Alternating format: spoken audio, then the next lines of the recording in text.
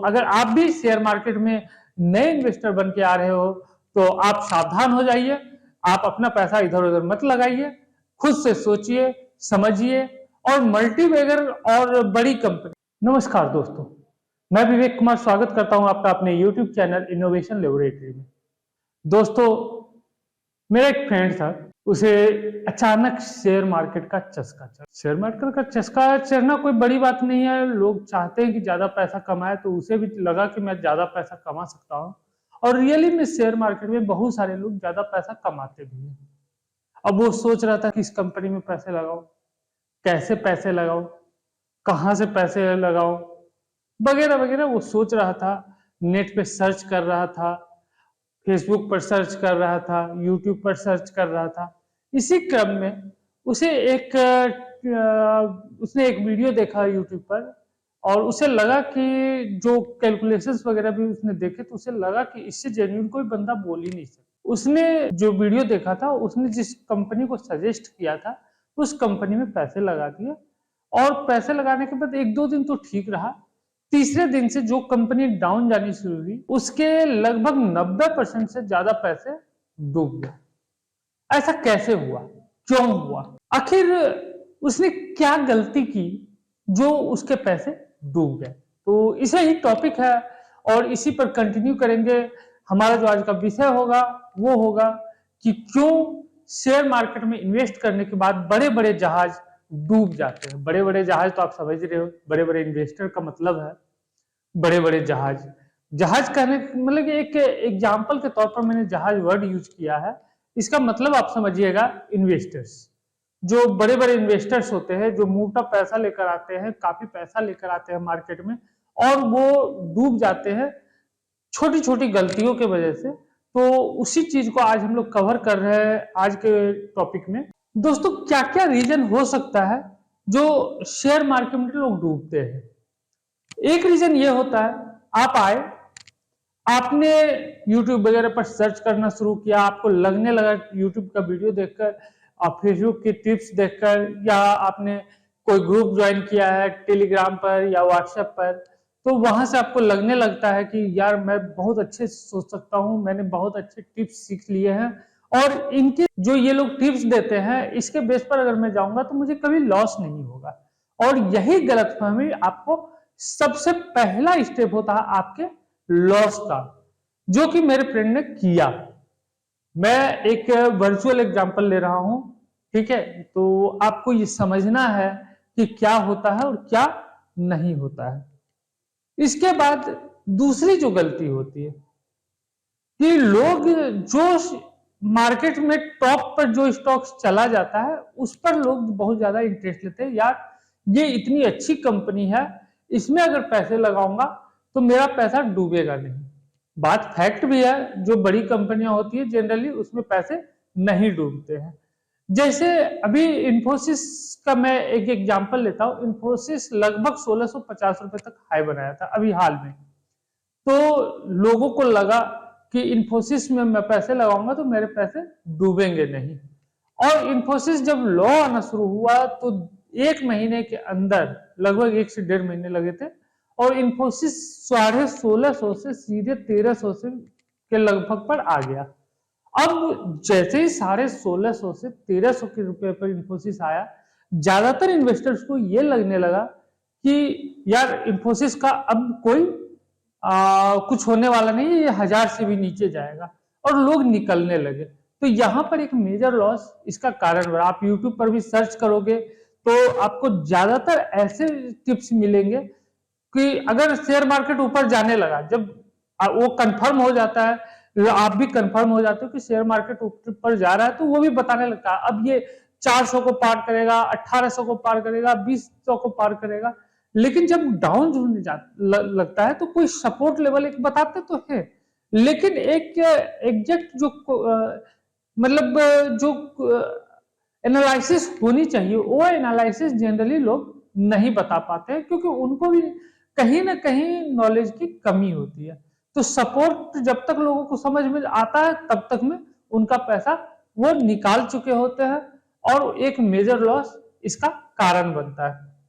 जहां उनको वेट भी करना चाहिए। जैसे कि इन्फोसिस में जिन्होंने पैसे 1650 के आसपास लगाया होगा, उन्होंने जब 1300 के आसपास मार्केट आया तो उन्हें डर लगा और वो पैसे निकाल लिए, और उसके बाद फिर इसका लगभग टॉगल करने लगा 1350 से 1450 के बीच में। इन्फोसिस का जो मार्केट था वो टॉगल कर रहा था, और वहां पर लोगों को डर लग रहा था कि भाई ये कहीं 1000 से नीचे ना चला जाए। तो वहां पर क्या हुआ, फिर इसका Q2 का रिजल्ट आया इन्फोसिस का, और रिजल्ट आने के बाद फिर जब ये बढ़ना शुरू हुआ तो अभी लगभग 1550, मतलब कि 1527 के आसपास आज के डेट में इन्फोसिस का प्राइस है। तो ये अभी आपके कगार पर है, लेकिन जो निकल गए उनके लिए ये मेजर लॉस था।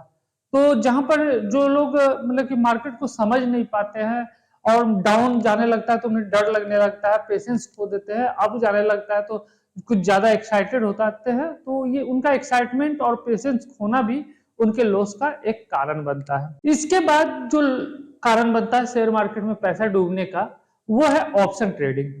जनरली लोग ऑप्शन ट्रेडिंग में अल्फा, बीटा, गामा, वेगा वगैरह को समझते नहीं है कि ये क्या होता है और कैसे ऑप्शन ट्रेडिंग में कोई भी ऑप्शन प्रीमियम अप या डाउन जाता है, और उन्हें लगता है कि इसका प्राइस अप जा रहा है, इसका प्राइस डाउन जा रहा है, वो इन्वेस्ट कर देते हैं।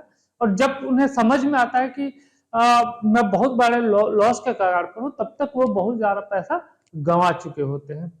तो ये भी एक रीजन है, ऑप्शन ट्रेडिंग भी एक रीजन है नए इन्वेस्टर्स के पैसे डूबने का।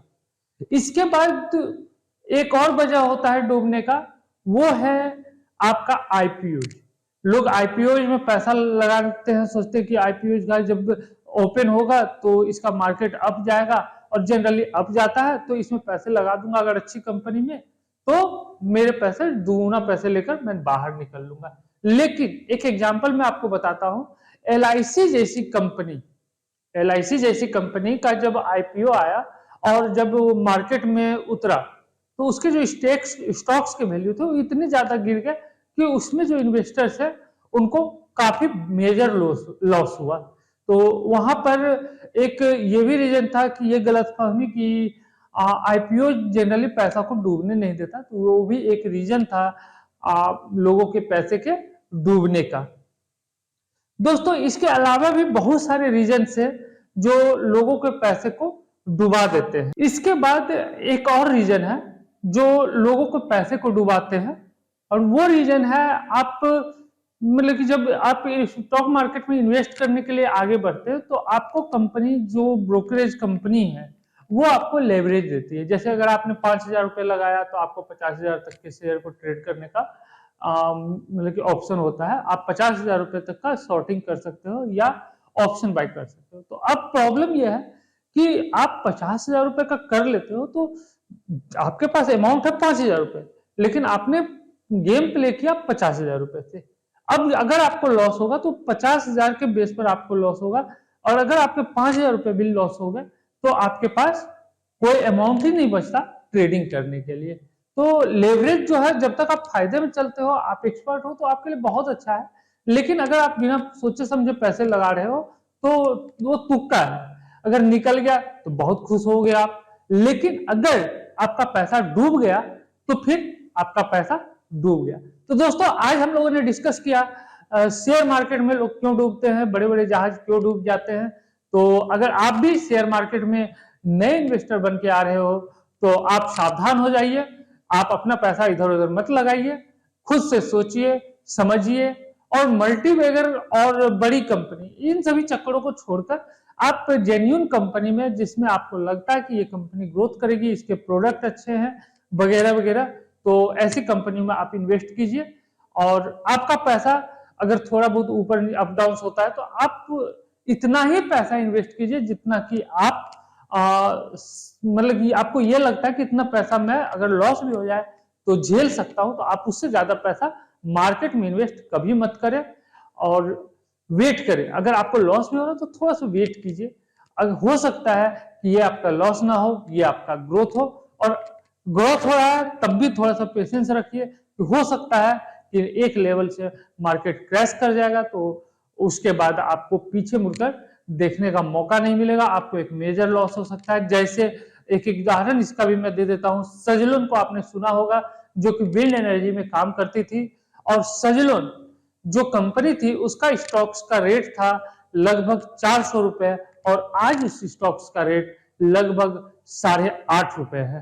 तो यहाँ पे एक बहुत बड़ा फॉल हुआ, एक बहुत बड़ा लॉस हुआ इन्वेस्टर्स को। तो आप सतर्क रहिए, सतर्कता के साथ अच्छी कंपनी में इन्वेस्ट करें, जहां उनका प्रोडक्ट आपको लगता है कि ये प्रोडक्ट सक्सेस है इनका, और ये इस प्रोडक्ट की डिमांड बढ़ेगी मार्केट में। तो ऐसी कंपनियों में ही आप लोग लगाए पैसे, ताकि आपका पैसा सेफ हो। दोस्तों, आज का वीडियो यहीं एंड करते हैं। वीडियो को लाइक, शेयर और सब्सक्राइब करना बिल्कुल मत भूलिएगा। और हाँ, कमेंट करके जरूर बताइएगा कि मेरा वीडियो आपको कैसा लगा, हमारा वीडियो, क्योंकि हमारी पूरी टीम आपके लिए काम करती है। और हमारा वीडियो अगर आपको अच्छा लगता है तो कमेंट करके जरूर बताइए। कुछ कमियां हो तो वो भी बताइए, कुछ अच्छा लगता हो, कोई विशेष पॉइंट हो आपको जो लगता हो कि अच्छा है, तो वो भी जरूर बताइएगा। मैंने कुछ कोशिश किया है कि आपको रियल टाइम एग्जाम्पल के साथ समझाऊं, और मेरी कोशिश, मैं चाहता हूं कि कामयाब हो, आप लोग भी इन्वेस्टमेंट सीखे और शेयर मार्केट में आप लोग भी आए। Thank you.